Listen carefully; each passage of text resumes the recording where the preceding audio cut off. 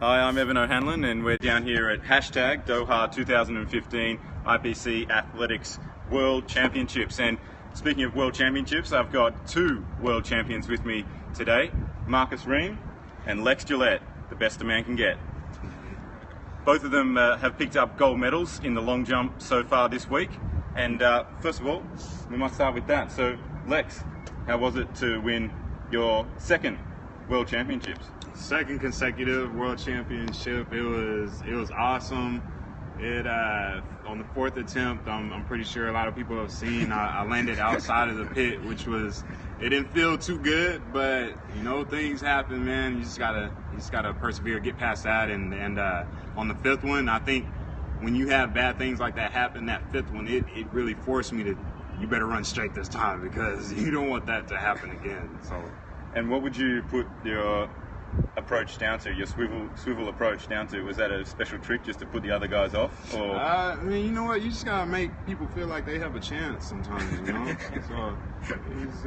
just gotta play into the hands, but and then in the end, just throwing a curveball in there, exactly, keeping things interesting for the rest of the crowd. Exactly. Markus, how did it feel for you to win? It was yesterday or the day before? Friday, yeah. Friday. How was it for your win? Yeah, it was really amazing. It was really incredible here to jump, and I was really lucky to get the pit and not just like Lex. So I'm quite happy to jump into the pit. I think after 8 meters to jump on the side is quite, like you said, not very comfortable.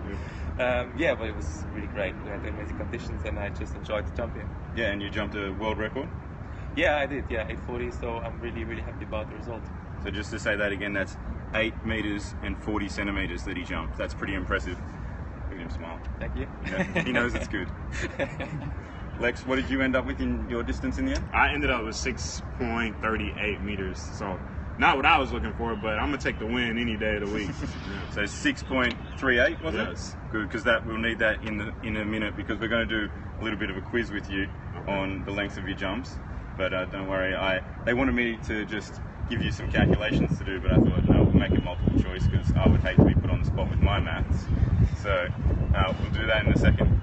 But we want to hear a little bit about how the blind long jump works, and a little bit about how important your guide is and how it works all together, because they clap on your approach, don't they? Yeah. So in long jump, it's a team effort. You have a guide, and they are responsible for making sure you're safe. That's ironic since I had an unsafe jump yesterday, but majority of the time, I'm usually straight down the pipe, straight down the runway, and it's something we practice Monday through Friday. The guide stands at the takeoff board. They're clapping, yelling, giving you an audible sound as to where you need to run and jump from. And my responsibility is to remember how many strides I take, and when I get to the appropriate one, in my case 16, so on my 16th stride, then I jump, and typically I'm in the area of the takeoff board, and I'm able to, if you're not to land a bit to the right. Exactly, yeah. So but they're there for safety, lining you up at the beginning of your approach and making sure you get down the runway safely. And he didn't do a very good job yesterday. Well, I was 5 out of 6, so It's I not think too bad. that's like 83%. I'm good at math. Shooting from free throws there. Yeah. Oh, so you're claiming you're good at math? Oh, I'm good at math. Oh, I might test you in a second then. Now, your jump that you missed, did it hurt? Did you get hurt? It was so what happened was I was running, I went to the left a little bit and tried to overcompensate. So when I jumped, I was already mentally preparing myself that you can either abort the jump or you can just take a risk and land it. And at this point, World Championships, it's the last meet of the year. Like I'm going all out. I'm gonna put it all out there. And it was unsuccessful, but I think me knowing that in my mind, there was a possibility I was going to hit the ground, I was able to embrace it. So it really wasn't as bad as it might have looked. I got a small. I played baseball when I was a kid, so I'm good with sliding. So it was just a small little slide with strawberry. Got some types, some tights from one of my teammates, and yeah, we heard there was a message that went out. Quick! Does anyone have any USA shorts? Because you ripped a big hole in them. Yeah. Some of the ladies at home would have been pretty happy about that. Twerk team out there. But I it happens. That's all I can say, and you just have to be prepared for all of those things. The medical guys wanted to cart me off, and I was nah, man, I gotta finish this. You know, I started it, got to finish it, and you know, hopped out for the cart, got some tights from a teammate, and we continued. And do you think it was the big crowd in the stadium that put you off a little bit yesterday? Because it was our biggest crowd we've had so far, and it was just like, oh God, we've had our biggest crowd so far, and it's on the day that Lex needs to jump. Yeah, I mean, it could have been a lot of things. It could have been the crowd, you know. It could have been, it was windy at times, so maybe that caused my guide's voice to travel a little bit. You know, it could have been a lot of things, but ultimately, we train through that weather all of the time, so I don't want to put any excuses out there. And you know, it happens. Like I said, we train through these sort of conditions, and it was a mistake. It's a part of the game. You know, I know every time I step on the track, I know what I'm getting myself into, and you know, if I land outside of the pit, which has only happened to me, I would say a couple times. It's not a normal thing, but you know, I know what I'm getting myself into, so I'm proud to do that for my country and people who I compete for. Everyone makes mistakes. Yours just got videos, yeah, you know, and for the rest of the world to watch. Right. It's Exactly. just a shame that you can't watch it yourself. You know what? I don't even think I would want to see that. Listening to how everyone describes it is it's like, all right, you know, a lot of times it's good to be blind. I'll say that. And we've heard a little bit about how he prepares and approaches his jumps, but I hear you like to prepare with a banana and an unbranded energy drink. Exactly, yeah. I don't know why. I just started one day. We had a competition in my hometown, so I had to work the day, so I had no day off, and I had to work, and I came back and I had a competition in the afternoon. I thought, God, I'm hungry and I'm tired, so I said, okay, banana and unbranded energy drink. And yeah, I just got it and I jumped quite well, 70.54. So this time was the world record, so yeah, I was quite happy. Did you think this worked out? Did you think maybe because you were at work and your mind was distracted all day that possibly you just weren't worried about it, weren't stressed, and you were able to relax a little bit until right before the event? Yeah, exactly. Well, I think it's just for my mind, but if it's working, I'm happy to do it. Because I used to have a little bit of a trick as well that I would eat teriyaki chicken before I raced, because I raced similar thing. I raced well once after eating teriyaki chicken, and that was okay when I was in Canberra in my hometown and I knew where teriyaki chicken was available. Yeah. But when I went to Melbourne and we were staying in a hotel, I went for a walk before I raced to try and find some teriyaki chicken, and I think I walked pretty much the whole of Melbourne. I'm sure I walked past many a store that sold teriyaki chicken, but I couldn't see it, so I ended up racing pretty poorly that day because I'd gone for a couple of kilometre walk before my race and stopped. So hopefully the bananas and... Well, it should be always available. I think it's not the biggest problem. Well, I have to say, I went to get the drink in our hotel, the little shop, and I heard that there's some drinks, and I went to get there and it was sold out. I said, shit, where to go now? And then I went down to the, I want to go outside to get one. My coach just to see me, and 20 minutes before we had to leave, she said, what are you doing? I said, I just want to go and check if there's any Red Bull. I said, you have to get ready now. Unbranded energy drink. Yeah, unbranded energy drink. Yeah, exactly. And I said, you have to get ready now. And I said, yeah, right. And then just the elevators, they just stopped working for 10 minutes. I said, shit. Now I have a problem. And then she was a bit angry. And she said, okay, give me your card. I gotta go and get one. And then she got me one, and yeah, everything was fine. Good, and also bananas. Johan Blake of Jamaica. We all know who he is. The man that often plays bridesmaid to Usain Bolt. He likes his bananas too. He eats up to 18 a day or something like that, I read once. Oh my God. So God, this is a lot. Maybe there's a little secret there for the rest of you out there wondering how you can get to run as fast as Johan and jump as far as Markus here. Bananas. Must be a sponsor like to do. Just branding like it's funny or something.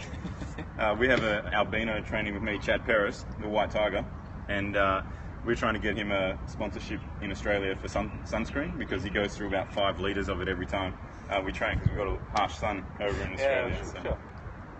Maybe I should get a banana sponsor. That was amazing. Perfect sponsor between both of you would be that there is a not specifically named sunscreen brand that it has the word banana inside their name for their sunscreen. So maybe you two could team up. Yeah, that would be great. Yeah. Lex. Yes. You So tell us a little bit about your vision and how it came to be and growing up and what it was like. Vision. So I think everything started for me. I was 8 years old. I went through the whole sight loss process, and I suffered from recurrent retinal detachment. So I was in and out of the hospital when I was 8 years old. Had about 10 operations that year, and the doctor said that there was a possibility that I wouldn't be able to see anymore. And initially it was tough. You feel kind of confused, lost. At that point, being at that age, I was more concerned with I'm not going to be able to play my video games anymore. I'm not going to be able to ride my bicycle and knock on people's doors and run and things like that. So it was just one of those things. My family, friends, they kept me motivated and told me I would still be able to do a lot of things, even though I wouldn't be able to see it with my eyes. And I kind of locked into that and just started just figuring out life, man. And I found sports, found track and field, found long jump, and after I got into that was the rest was history. And my goal became to go to the Paralympics and medal, and then ultimately make it to the top of the podium one day. Cool. And because most people at 8 years old, they're running around like detaching windows and doorknobs, but you were running around detaching your own retinas. Yeah, exactly. So your mum must have been pretty disappointed with your behavior. Yeah, that's an expensive hobby right there. But luckily we couldn't you got just be picking boogers out of your nose or something? Right. Exactly. I like to keep things. Well, I'm all about doing things outside of the box. So like we saw yesterday, outside of the sandpit. Exactly, outside of that box as well. But it pays off, as you see. I got a gold medal. It does indeed. Gold medal and a world championship to boot. So we heard a little bit about Lex's detached retinas, but you've been detaching things when you were young as well. Tell us about your story. Yeah, well, I had an accident when I was 14.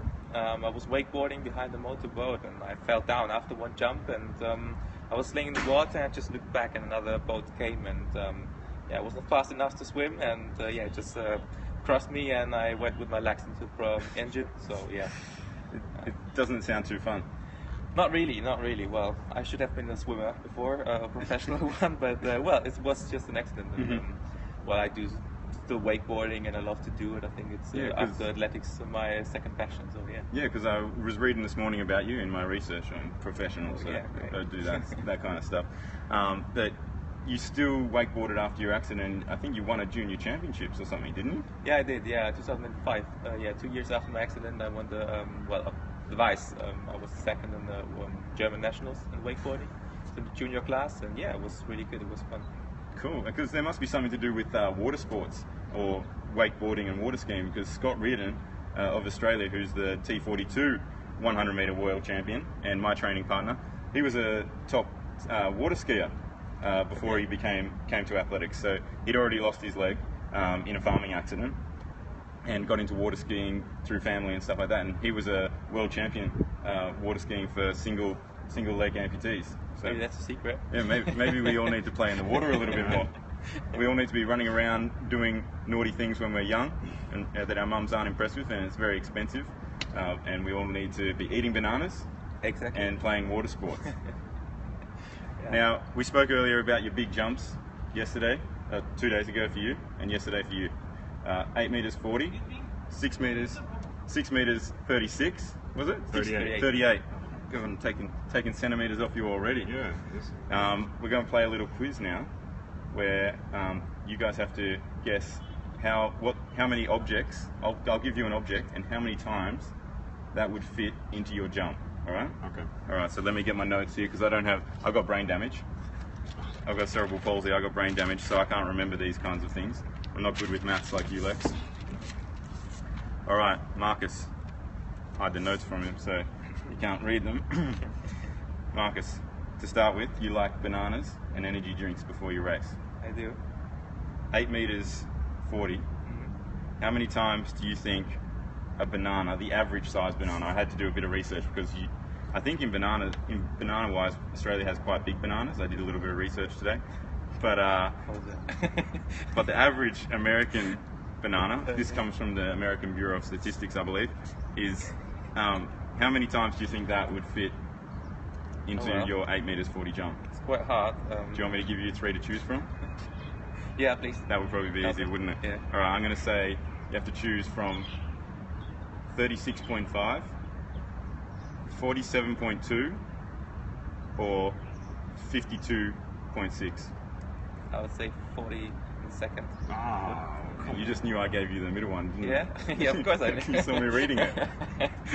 47.2 right. average size bananas would fit in 8 meters 40. That's a lot of bananas. That's quite a lot, yeah. Now, that would take you 47.2 competitions to get through all of those bananas. Well, yeah, if they would keep that long, yeah. Johan, I don't like the black ones, you know. The black bananas, they're not my favorites. Johan Blake, well, we have a trick in Australia with the bad bananas. When they go black and brown, you can make banana bread out of them, and the banana bread tastes better if you use off bananas. Okay. So I always put them to a mixer if they get brown. Mixer and milk and some ice and then. yeah, similar. So, banana bread's big in Australia. Yeah. So banana bread is in every cafe in Australia, right? And it's like $3, whatever, for a slice. At one stage, they had to stop serving banana bread in the cafes because we had a banana drought. Really, there was a fungus that was attacking all the bananas, and it ate all the bananas. We couldn't buy them in the shops, so bananas went from like $2 a kilo up to $50 a kilo in Australia. That's true. That's true. But moving on. Wow. Energy drinks. How many energy drinks do you think would fit in your 8 meter 40 jump? Unbranded, of course. Unbranded? Okay, I would say, I guess a bit more. Do you want me to give you 3 again? Yeah, please. All right, so let's go 62.69. That's it. I did the old fake look away. Is it? Yeah, Right? Okay. I did the old fake look away, and I would say now I'm good at you math, picked me but up. You're calling me on my bluffs don't here. want to get my notes. All right, so now this is a little bit more of a difficult one because those two are pretty easy. The average grain of sand is 0.0625 millimeters, and they have the good stuff over here in Doha. They have a lot of sand, and they also like to they like their opulence over here, so they have the nice fine sand. How many grains of sand do you think you could line up back to back? We saw you line up school kids yesterday, didn't we? Yeah. How many did you get in that? 30. 30 school kids. How many grains of sand do you reckon it would take to reach 8 meters 40? Okay, my math's not that good, so maybe you give me. Okay, I'll give you Some ideas.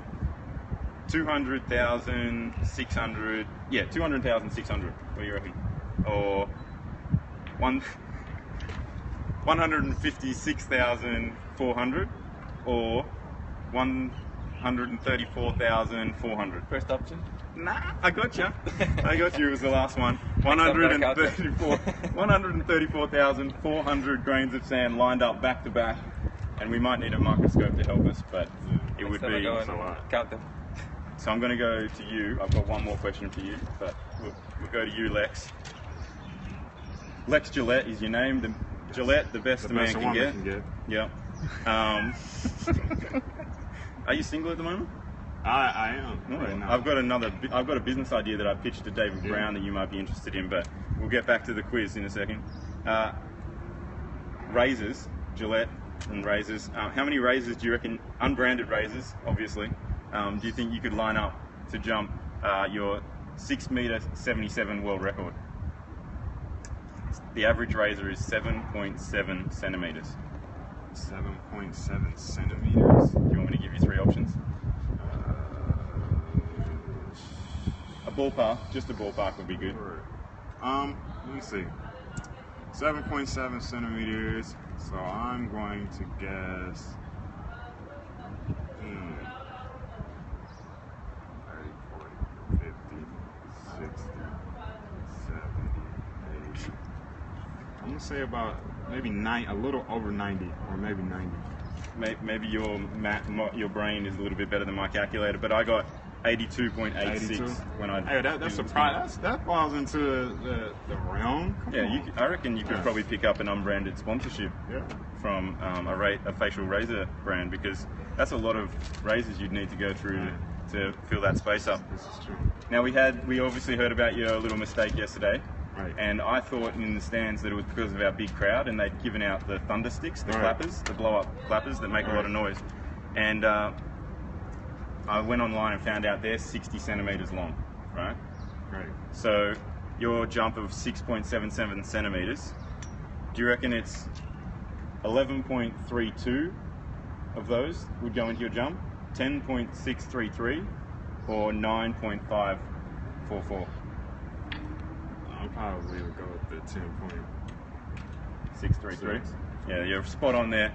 That would be 10.633 annoying thunderclappers you'd need to fill up your distance. Yeah. Now, I had to do a lot of research for this one, all right? Your cane. I'm guessing it's around 96 centimeters long. Sure. Because I had to do a lot of research for this. First, I had to look up your height. Right. And then I had to look up what the average ratio between a man's height Right. and his hip height is. Right. And because I read online that on Wikipedia, unbranded website, that you need to have a cane that's about the same height as your hips. So I said, I'm guessing your hip height is about 96 centimeters. I'm gonna go with that. Yeah. I'll say you're right. How many times do you reckon your cane would need to be laid down back to back to fill up the 7.66 centimeters? Do you reckon it's 6.65, 7.75, or 6.32? Oh, come on, man. Why you gotta? Because it's definitely 6 something. I'm gonna go with. You said 96 centimeters Yep. for each one. And I'm gonna let's take a wild guess. I'm gonna go with the 6.6. Yeah, 6.65 exactly. Your maths is good. Now this one for both of you is a bit more difficult because it's quite a big distance that we're going to try and figure out. We're going to try and figure out how many times you would have to jump in order to reach from Doha to Rio. Oh my gosh. Because that's 22.9 kilometers away. So your jump of 8 meters 40. Do you think I'm just going to read it because it's too hard to guess. You would have to jump 1,371,773.8 times in order to reach from Doha to here. So you can leave now and start jumping. Exactly. I just want to say, lucky that I can fly. Lucky you can fly. Lucky I Oh, can you can fly. fly too. We saw you flying. Yeah, Got a lot of air time. but not 1 million. Maybe I should have. 1,371,773.8 times. It's gonna be hard over the sea. And Lex, you would need to jump. Do you want to take a wild guess, or do you want me to just read it? Nah, I want you to tell me. Yeah. 1,806,097.18 times you would have to jump. That's a lot. But you'd have to jump straight as well. Exactly. Otherwise, So actually, otherwise you might end up in Australia. It'll probably be along the lines of like 2 million because if I jump to the side, you're actually cutting that distance off a little bit. You might end up in Australia instead of Rio, you reckon? All right, I'll take that. All right, we're going to do some challenges now because I did a little bit of a rapping with David Brown the other day when we had him on the 100 meters T11 champion and his guide Jerome Avery. Jerome Avery's a good-looking bloke, isn't he? Well, you tell. That was a silly question, wasn't it? I mean, But he tells you. I'm sure he tells you he's good-looking. He does, but I mean, you and him look about the same to me. Well, let me tell you, we don't look anything alike in real life. Oh. So don't worry. And we obviously very impressed with your jump, so we're going to see if we can get you to jump over me in the long jump pit. I'll see ya. So, Lex, do you reckon we should stand up to do our battle rap? Let's do it. Yeah, so we're going to walk into the center of the field so that the crowd can all see us. Yes. There's a big crowd in here today. And it's like we're in the Roman times, gladiators out in the middle, blood v blood.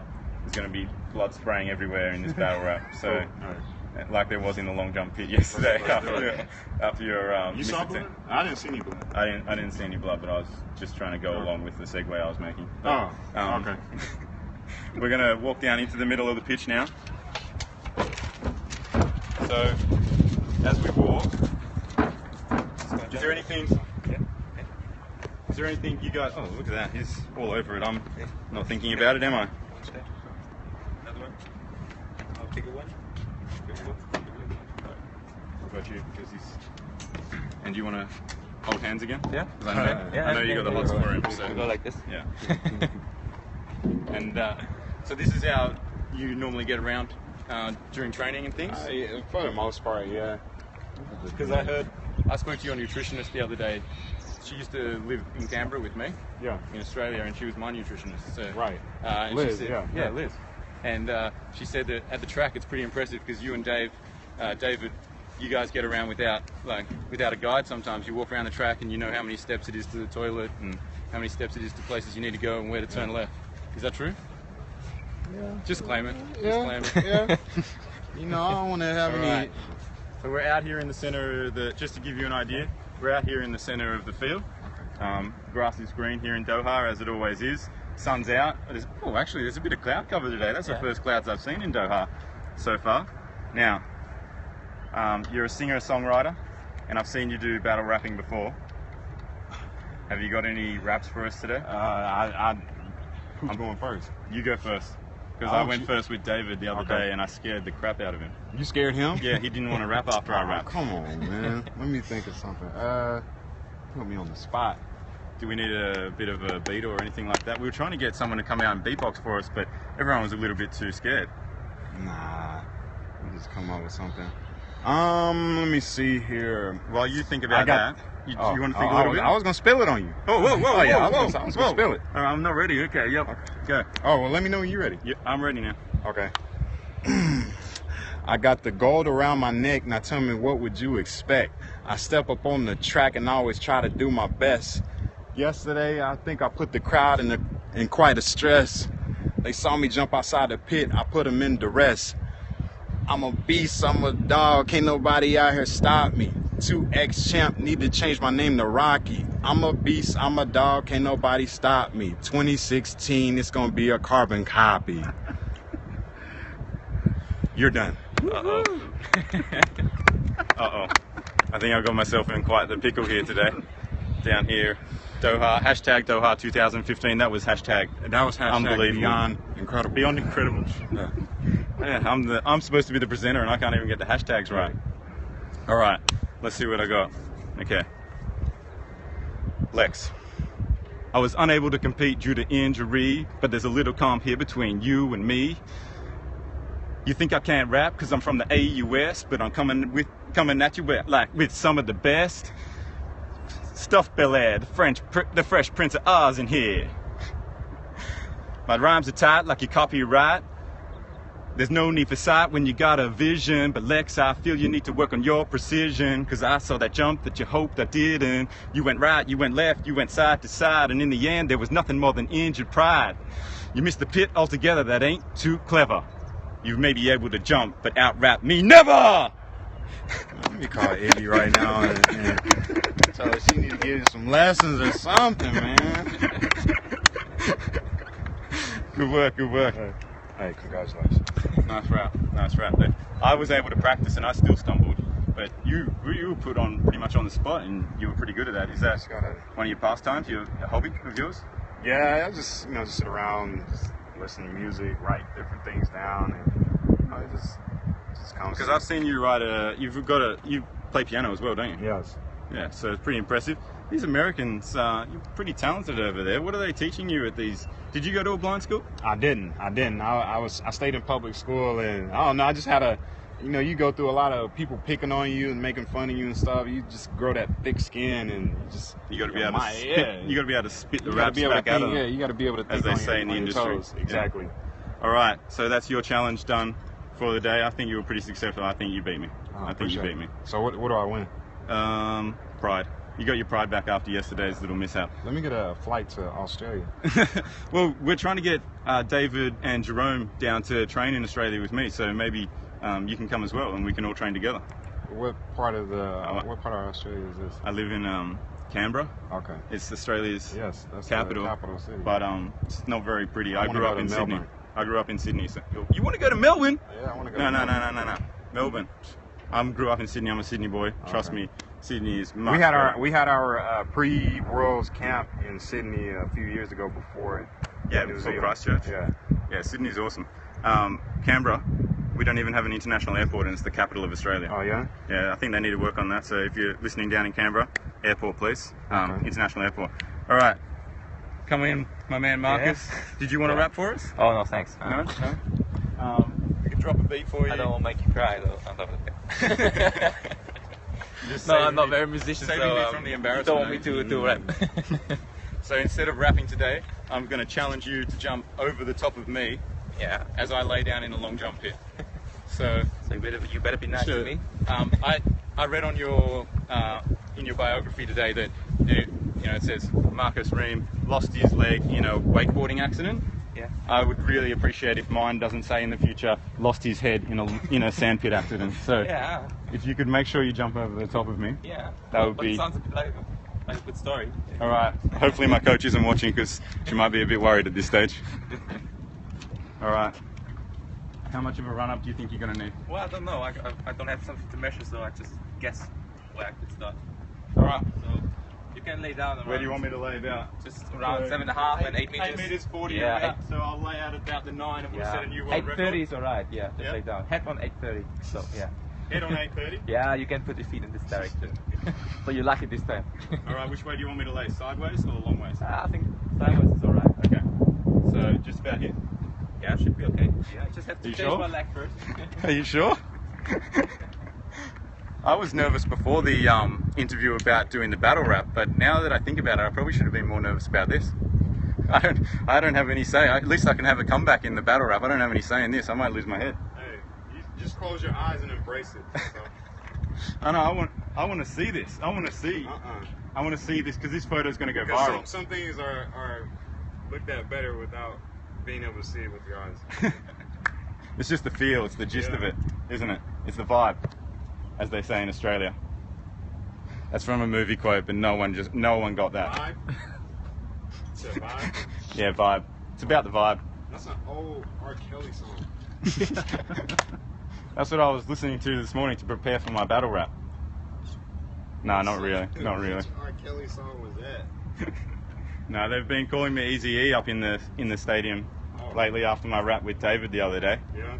Yeah, because I take a lot of inspiration from the boys straight out of Compton. Right. And that's the rap that I did for David the other day. I just changed it into my own one.